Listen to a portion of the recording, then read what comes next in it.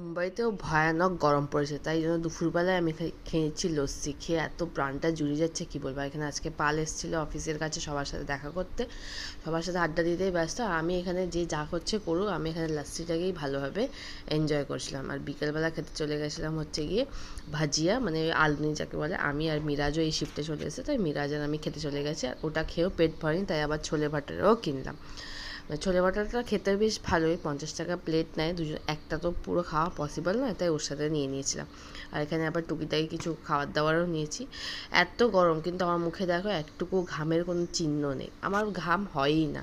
বন্ধুরা এত আমাকে বলবে যে তুই কি করে এরকম থাকিস রে, একটুকু তোর মুখে ঘাম হয় না, তুই কি লাকি। বাট ঘাম হওয়া যে কত ভালো। আর এখানে খেতে খেতে দেখো মুখের মধ্যে একটা স্টেপলারের পিন পড়েছে, মানে কি বলবো, কিছু আর বলার নেই। তো তোমরা এরকম কোথাও যেখানে সেখানে পিন ফেলো না, রাস্তার কুকুরদের জন্য না খুবই অসুবিধা।